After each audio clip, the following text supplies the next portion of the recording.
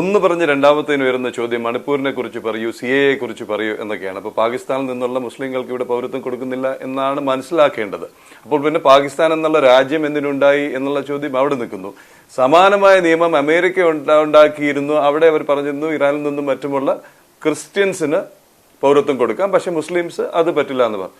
അപ്പോഴൊന്നും പരാതിയില്ല. ഇവിടെ ഇപ്പോൾ ഇതൊരു വിഷയം, പക്ഷെ അതങ്ങോട്ട് പഴയ കാലത്ത്, അതായത് CAA ഇൻട്രൊഡ്യൂസ് ചെയ്ത കാലത്ത്, പാർലമെന്റിൽ ഇൻട്രൊഡ്യൂസ് ചെയ്ത കാലത്ത് ഉണ്ടായിട്ടുള്ള പോലെ ഒരു റിഫ്റ്റ് ഒന്നും ഇപ്പൊ ഇല്ല. ആ ഒരു ഫ്രിക്ഷനൊക്കെ പോയി. കാരണം മുസ്ലിങ്ങൾക്ക് തന്നെ മനസ്സിലായി പൗരത്വം സ്നാച്ച് ചെയ്യാനല്ല, പൗരത്വം കൊടുക്കാനാണ് ഈ ഒരു ബില്ല് എന്നുള്ളത്, ഭേദഗതി എന്നുള്ള എല്ലാവർക്കും അറിയാം. മാത്രമല്ല ഇന്ത്യയിൽ ഇപ്പോൾ വേറെ ഏതെങ്കിലും രാജ്യത്ത് നിന്ന് ഒരാൾക്ക് സാമാന്യേന പൗരനാവണമെങ്കിൽ അതിനൊരു തടസ്സവും ഇല്ല. പൗരത്വ നിയമം അതേപോലെ തന്നെയുണ്ട്. ഇത് ഈ 3 രാജ്യങ്ങളുമായി ബന്ധപ്പെട്ട് മാത്രമുള്ള ഒരു വിഷയമാണെന്നും അത് പെർസിക്യൂഷൻ മതത്തിന്റെ പേരിൽ വിധേയമായ ആൾക്കാർക്ക് വേണ്ടി മാത്രമുള്ളതാണെന്നും ഇസ്ലാം അവിടെ ഒഫീഷ്യൽ മതമായതുകൊണ്ടാണ് അവിടുത്തെ മൈനോറിറ്റിയിൽ അവർ പെടാത്തതെന്നും ഒക്കെ ഇപ്പോൾ ബോധ്യമുണ്ട് ആൾക്കാർക്ക്. ഞങ്ങൾ ആ കാര്യങ്ങളെല്ലാം നന്നായിട്ട് വിശദീകരിക്കുന്നുണ്ട്.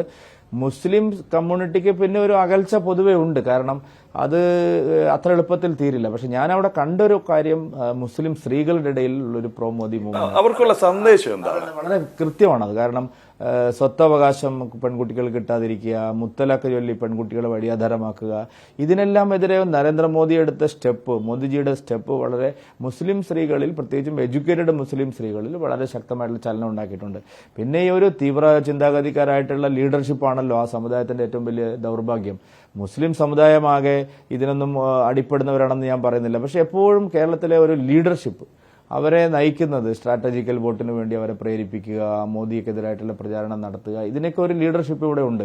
മുസ്ലിം ലീഗ് ആയാലും ജമാഅത്തെ ഇസ്ലാമി ആയാലും ലെഫ്റ്റ് ആയാലും കോൺഗ്രസ് ആയാലും എല്ലാവരും നയിക്കുന്നത് ഈ പോപ്പുലർ ഫ്രണ്ടിന്റെ ആൾക്കാരാണ്. ഇപ്പോൾ വയനാട് തന്നെ കൽപ്പറ്റ, ഞാനൊരു എക്സാമ്പിൾ പറയും. കൽപ്പറ്റയിൽ കഴിഞ്ഞ തവണ തെരഞ്ഞെടുപ്പ് നടന്നപ്പോൾ എന്താണ് അവിടെ നടന്നത്? അവിടെ JDS ജനതാദൾ നല്ല സ്വാധീനമുള്ള ഒരു മണ്ഡലമാണ്. അവിടെയാണ് ജനത 10,000-20,000 വോട്ട് അവർക്കുണ്ട് കൽപ്പറ്റ മണ്ഡലത്തിൽ. അവിടെ നമ്മുടെ ശ്രേയാംസ് കുമാർ മത്സരിച്ചു. മത്സരിച്ച ശ്രേയാംസ് കുമാർ, UDF ഉണ്ടായിരുന്ന ശ്രേയാംസ് കുമാർ ഇങ്ങോട്ട് വന്നു LDF. പക്ഷെ അവിടെ മുസ്ലിം കമ്മ്യൂണിറ്റിയിൽ ആൾ വന്നിരിക്കുന്നു എന്ന്, ജമാഅത്തെ സിമിയുടെ ആൾ വന്നിരിക്കുന്നു എന്ന് പറഞ്ഞാണ് അവിടുത്തെ വോട്ടിംഗ് പാറ്റേണിൽ മാറ്റം ഉണ്ടായത്. അപ്പൊ അങ്ങനെയുള്ള ആൾക്കാർക്ക് സ്വാധീനമുണ്ട് നമ്മുടെ കേരളത്തിൽ. കാരണം ഓരോ തെരഞ്ഞെടുപ്പിലും ആളെ തോൽപ്പിക്കാൻ വേണ്ടിയിട്ട് ശ്രമിക്കുന്ന ഒരു സ്ട്രാറ്റജിക്കൽ വോട്ടിങ്ങിന് ആ കമ്മ്യൂണിറ്റിയെ പ്രേരിപ്പിക്കുന്ന കുറച്ച് ചരടുകളുണ്ട്.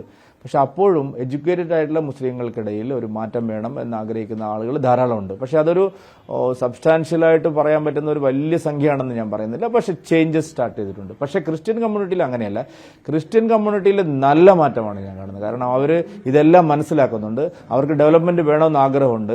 രാഹുൽ ഗാന്ധി ഞങ്ങളെ പറഞ്ഞു പറ്റിച്ചു എന്നുള്ള ചിന്താഗതി അവിടുത്തെ ഓരോ വോട്ടറിലുമുണ്ട്. അടുത്ത ആയുധം ഈ ED ഉപയോഗിച്ച് പ്രതിപക്ഷത്തിന്റെ മുഴുവൻ ഇങ്ങനെ പീഡിപ്പിക്കുന്ന എന്തിനാണ്? ഹേമന്ത് സോറിനെ പിടിച്ച് അകത്തിടുന്നു, കേജ്രിവാളിനെ പിടിച്ച് അകത്തിടുന്നു, ഇവിടെ കരുവന്നൂർ വന്നത് സ്പീഡ് കൂട്ടിയിരിക്കുന്നു, മുഖ്യമന്ത്രി മകളിലേക്ക് അടക്കുന്നു, IT ഇൻകം ടാക്സ് ഡിപ്പാർട്ട്മെന്റ് ആണെങ്കിൽ ലെഫ്റ്റ് റൈറ്റ് സെന്റർ തിരിയാൻ പറ്റാതെ കോൺഗ്രസിനെ പീഡിപ്പിക്കുന്നു. ഇലക്ഷൻ എടുത്തപ്പോൾ എന്തിനാ ഇങ്ങനെ? അതിലും കോൺഗ്രസിന്റെ ഹിപ്പോക്രസിയാണ് ഏറ്റവും പ്രധാനം. കോൺഗ്രസ് കെജ്രിവാളിന്റെ പേരിൽ വലിയ റാലി നടത്തി ഡൽഹിയിൽ. രാഹുൽ ഗാന്ധി തന്നെ പോയി. ഞാൻ രാഹുൽ ഗാന്ധിയോടും കോൺഗ്രസുകാരോടും ചോദിക്കുന്നത്, നിങ്ങൾ ഇവിടെ ഈ സ്റ്റാൻഡ് തന്നെ എടുക്കുമോ? അതായത് കെജ്രിവാളിനെ പെട്ടെന്ന് അറസ്റ്റ് ചെയ്യണമെന്ന് കോൺഗ്രസിന്റെ പ്രസിഡന്റ് PCC അധ്യക്ഷൻ തന്നെയാണ് കത്തയച്ചത്.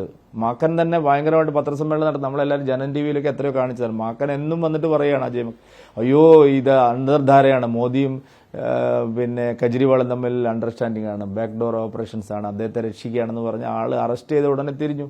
ഈ തെരഞ്ഞെടുപ്പിന് മുമ്പിൽ കണ്ടുകൊണ്ട് അവർ തിരിഞ്ഞു. ഇത് തന്നെയാണ് ഇവിടെ സതീശൻ, എന്താ പിണയെ പിടിക്കാത്തത്, എന്താ പിണറായി വിജയനെ പിടിക്കാത്തതെന്ന് ചോദിക്കുന്ന സതീശൻ പിടിക്കാൻ വരുമ്പോൾ പറയുന്നത് എന്താ അറിയോ? ഇത് അണ്ടർസ്റ്റാൻഡിംഗ് ആണെന്നാണ്. അതായത് ഇതൊരു കള്ളത്തരമാണ് കോൺഗ്രസിന്റെ. കോൺഗ്രസ് അവർ വ്യക്തമാക്കണം, കെജ്രിവാളിനോടുള്ള സമീപനം തന്നെയാണോ പിണറായി വിജയനോടും തങ്ങൾക്കുള്ളത്? പിണറായി വിജയനും മകളും നേരിടുന്ന അഴിമതി ആരോപണങ്ങളിലും ശക്തമായ അന്വേഷണം നടക്കുമ്പോൾ ഇതേ നിലപാടായിരിക്കുമോ നിങ്ങൾക്ക് കേരളത്തിലുള്ളത്?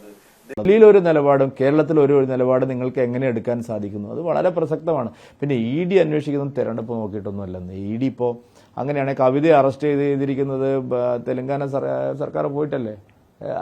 അവിടുത്തെ BRS സർക്കാർ പോകുന്നവരെ എന്തിനാ?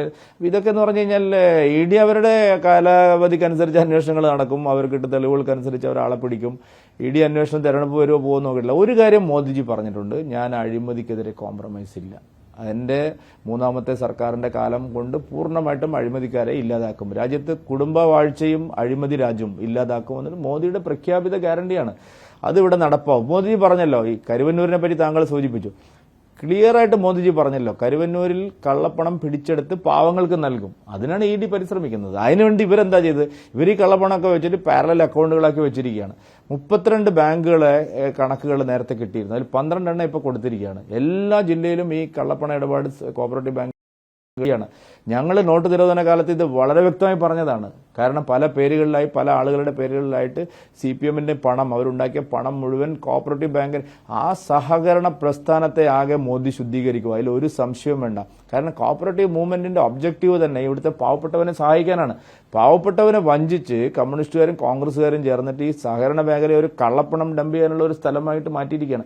അത് ഇത്തവണ മോദി പൊളിക്കുന്നുള്ള കാര്യത്തിൽ സംശയമില്ല. കേരളത്തിലെ സഹകരണ പ്രസ്ഥാനത്തെ ആകെ ശുദ്ധീകരിച്ച് വലിയൊരു മാറ്റം ഉണ്ടാവും. അപ്പോൾ അഴിമതിക്കെതിരായുള്ള ശക്തമായ സമരം നടക്കും. അത് തെരഞ്ഞെടുപ്പ് കഴിഞ്ഞാലും ഉണ്ടാവും, തെരഞ്ഞെടുപ്പ് കാലത്തും ഉണ്ടാവും.